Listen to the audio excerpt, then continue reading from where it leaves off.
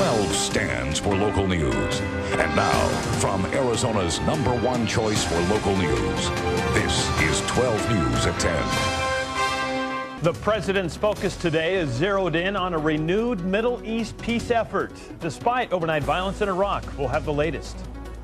I'm Rich Dubeck, live in Phoenix. One man is dead following an overnight police pursuit and police trying to come up with some answers. I'll have a live report straight ahead. Good morning, everyone. Welcome to 12 News at 11. I'm Kevin Kelly. And I'm Janine Ford. Our top story this morning, an overnight pursuit in North Phoenix leaves one man dead, the driver on the loose, and a lot of unanswered questions. Rich Dubeck is on the scene where the chase came to an end. Rich? And Janine, you can see some of that damage behind me. A wall came down last night, but really not a lot of damage considering what ran into it.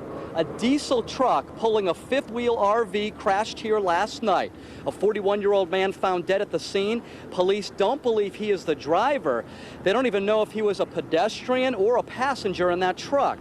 Now, police say last night someone called on a cell phone to report the truck as stolen. Police caught up with the driver at Beardsley and 19th Avenue, tried pulling him over, but he wouldn't stop and ended up running a red light. Phoenix police say at that point they stopped the pursuit.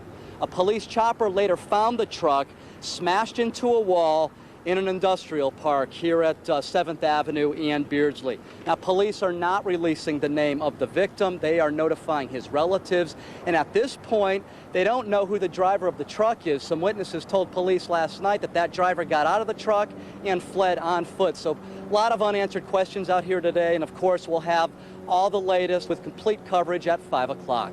Live near 7th Avenue in Beardsley, Rich Dubeck, 12 News. Okay, Rich, thank you. A bad accident slowed everything down for commuters this morning. The three-car pileup happened during rush hour at 31st Avenue and Thomas.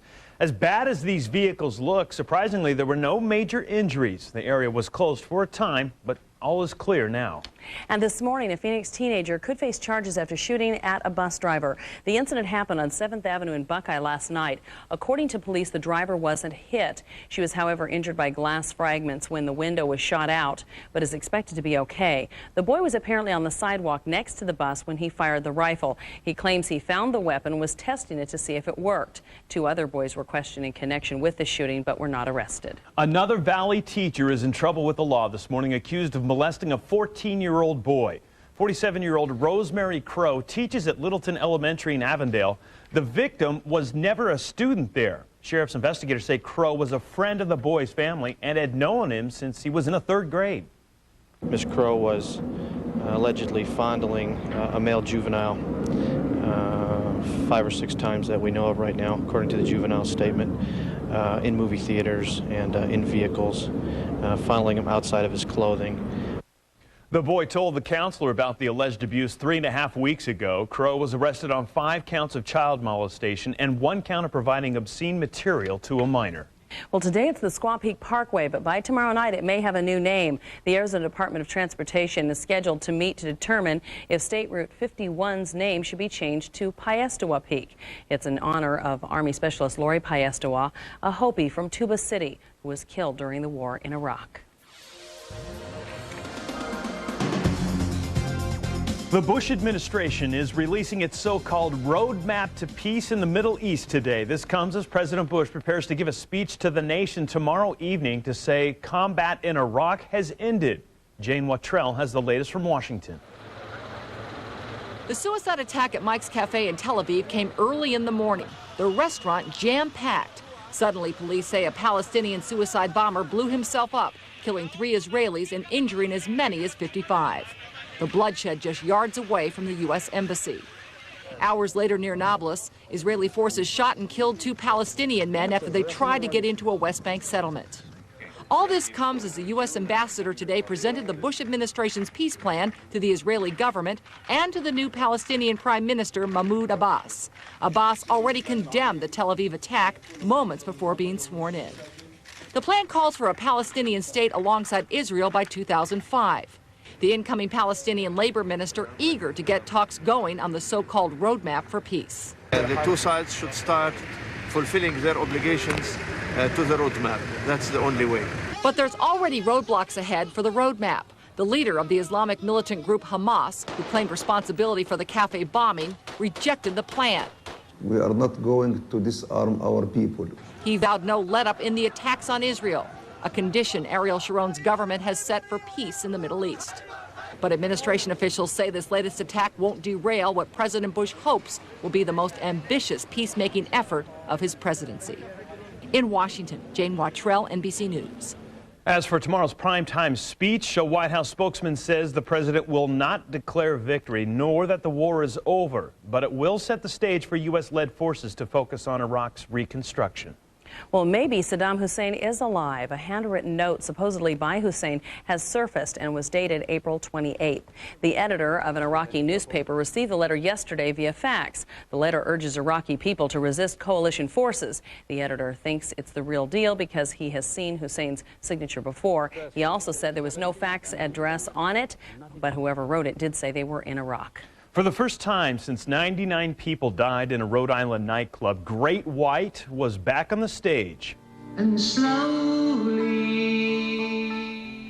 The band launched its nationwide tour last night in West Hollywood. Members say the tour will help raise money for the fire victims, including their guitarist Ty Longley, who died in that disaster. Well, people living in a Texas neighborhood are in a state of shock at the way a game warden got rid of an alligator. And we want to warn you, these pictures are disturbing. The 9-foot alligator was found in the middle of the street. When the game warden showed up, everyone thought the gator would be safely removed. Just the opposite happened. The game warden tied a rope around the neck of the alligator and then drug it down the street. Witnesses say he then shot the alligator, and now an investigation is underway. That is pretty shocking, especially with all the young children out there who thought he was going to remove the alligator in a different Safely way. and move it, yeah. Still ahead on 12 News at 11, meet a loving couple trying to make a difference by putting their parenting skills to work. Today's Wednesday's Child segment coming up next. Already we're in the low 70s, lots of sunshine out there already, and we're headed into the mid 80s by days. And another gorgeous day here in the valley, but they are dealing with storms in some areas of the country. Take a look at this, Mission, Texas. Real problem there, tornadoes, and we're going to talk about some of the damage coming up. 12 News closed captioning is brought to you by Cadillac.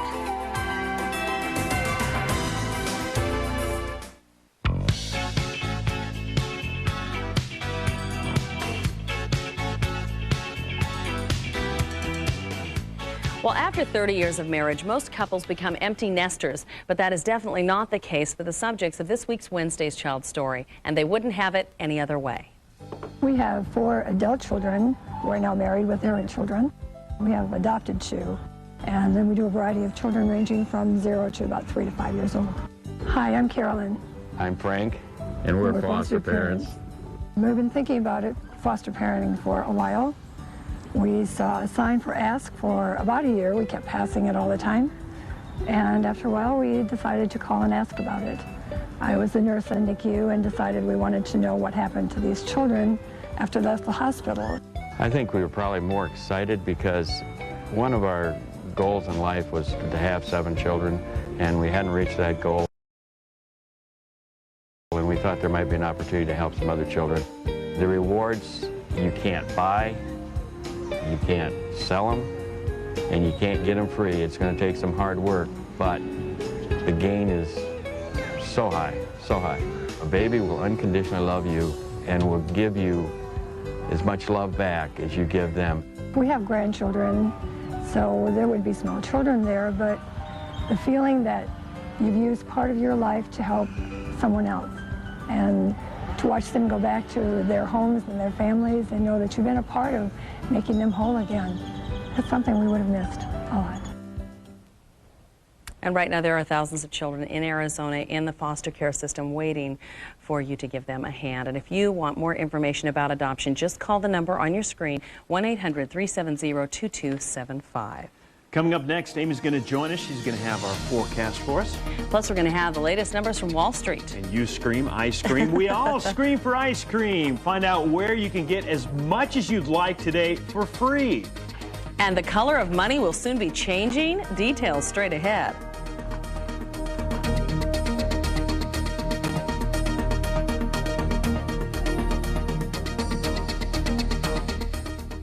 12 News and Wendy's encourages you to make a tax-deductible donation in support of Wednesday's Child. Send your donations to Wednesday's Child Fund, 501 East Thomas, Suite 100, Phoenix, Arizona, 85012. When jail isn't enough, victims speak out. I held my son when he died. My life was drastically changed. How can this stop DUI offenders from doing it again? I'm a victim. DUI Impact, tomorrow at 10.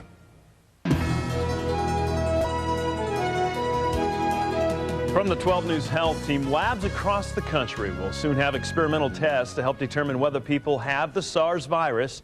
There are more than 50 probable cases of severe acute respiratory syndrome in the United States. Health officials say the tests will be sent out by the end of the week. And there's great news for ice cream lovers. You can get free ice cream and help a good cause today. Baskin-Robbins is offering free scoops nationwide from 6 p.m. until 10 p.m. For every scoop served, the ice cream company will make a donation to the literacy campaign called First Book, which provides new books to low-income families. That's a great idea. 6 to 10. Yesterday it was Ben and Jerry's giving away the free ice cream. Now Baskin-Robbins. What's your favorite kind of ice cream? cream? Orange sherbet. How about yours? I like it all. I don't know that I have a favorite. I like to try different things. Cookie doughs and other. I'm a Cold Stone Creamery kind of gal. Oh, that's good where stuff. they mix it all together. You make your own stuff. All right, well, unfortunately, we have to show you some pictures of what's going on in Texas. They are cleaning up today. And in fact, a suspected tornado in Mission, Texas, which is actually northwest of Brownsville, left 32 homes damaged, 11 people injured. And again, this is northwest of the Brownsville area. No fatalities have been reported from the storm. The storm roared through the area just after midnight Wednesday. Most of the damage confined to this trailer park or mobile home park that you're seeing here, and many of those mobile homes were destroyed. So they are cleaning up, unfortunately, and most of those storms have since moved off into the Gulf Coast region. We'll show you that in a moment. 72 degrees closer to home. We're looking at nice conditions statewide. It is a gorgeous day, lots of sunshine. 50 degrees Flagstaff, 50 degrees at the south rim of the Grand Canyon, and 58 in Prescott. And we have just had a dry westerly flow, which means sunshine in our area today. Not much of a change, but as we watch the jet stream begin to rise, we'll have a ridge Thursday into Friday of high pressure, and that will just mean more stable, dry air, and our temperatures will be close to 90 degrees as a result, and we won't have any rain until this little guy right here, this area of low pressure, pushes in sometime, it looks like now, Saturday into Sunday. The latest models are moving those rain chances up just a bit, so it could be late Saturday into early Sunday that we get the rain and possibly a little snow through our higher elevations here. Looking at rain across many areas of the Great Lakes. They have been dealing with severe weather now. Northern Illinois into southern sections of Wisconsin and the Detroit area. Looking good in Seattle, just a little cloud cover up there today, and fabulous conditions from San Francisco all the way to San Diego. Salt Lake City, not bad, some showers there. More rain though from Minneapolis into Chicago. Again, stormy weather from St. Louis into Detroit today, but looking good in the Northeast. Boston, New York City, 67 degrees there today. We will be warming up into the mid-80s here in the valley, and they're your statewide highs. Lots of sunshine, breezy conditions, wind southwest up to 15 miles per hour. Tonight we'll drop back to 61 degrees for an overnight low.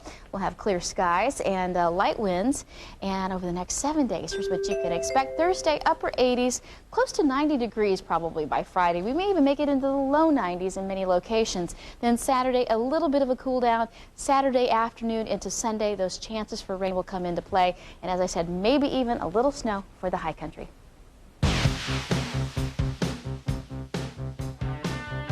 Got a little funky music going into business. I kind of like that. The numbers aren't that good, though. The Dow Jones Industrial down nearly 9 points. The NASDAQ down nearly 4. The S&P 500 up almost 1. And here's Bram Resnick with the Arizona Republic and the rest of the day's business news. Alan Greenspan tells Congress today he's optimistic about the economy as the war in Iraq winds down. But the Fed chairman also cautions that any improvements will be gradual as businesses still hold back on hiring. The Fed meets next week to decide if any change in interest rates is needed. Later today, state and federal officials will announce a crackdown on online internet auction fraud. Industry leader eBay is cooperating in the crackdown. Authorities are expected to make arrests in several states and file lawsuits against suspected con artists and identity thieves. Dial Corporation will pay $10 million to settle a sexual harassment lawsuit brought by 90 women at a Chicago soap factory. The trial was to have started today. The suit alleges the company did little to stop the groping and sexual comments aimed at the women at the plant. Dial does not admit it did anything wrong. And the good old U.S. greenback is getting a color makeover. The new $20 bill being unveiled next month will be the first modern American bill featuring a color other than green. The feds haven't said yet what color they've chosen. A redesigned $50 and a new $100 bill are expected in 2004 and 2005. That's today's business news. Now back to you. I'm going with purple. I'm thinking blue. Blue? Blue would be a good, it wouldn't shock all of us too much. All right. I don't want to see pink or orange, okay? Yeah. No pink. No.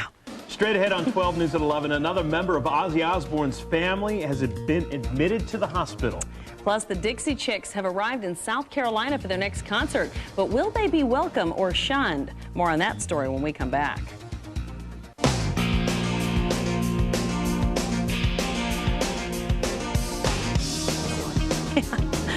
Well, first Sharon got treatment for cancer, and now it's Jack's turn, but he's getting treatment for something else. Ozzy Osbourne's 17-year-old son, Jack, is now in rehab. The family's publicist says that he checked himself into a detox facility in Pasadena, California last week.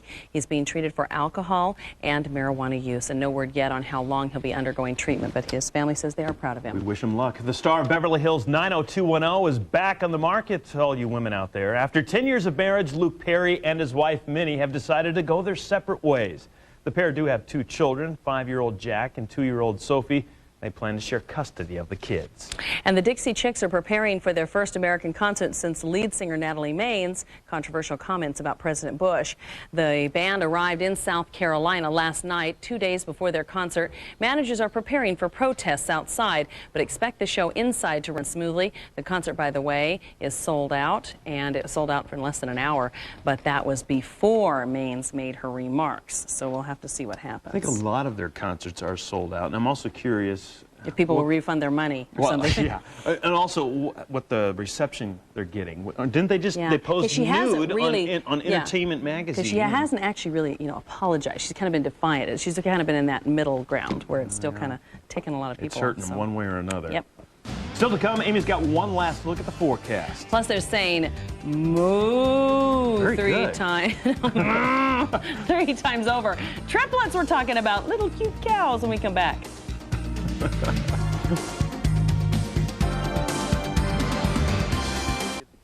Mark Bartlett has been a rancher for a long, long time, but he's never seen anything like this before. Triplets.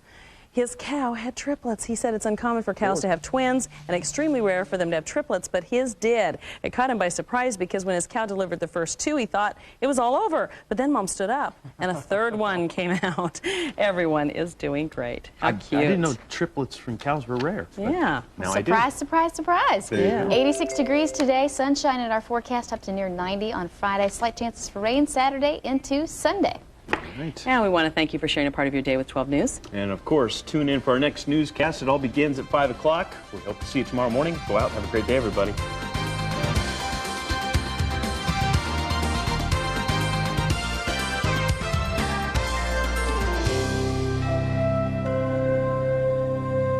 More Arizonans watch 12 News than any other local news. 12 stands for local news.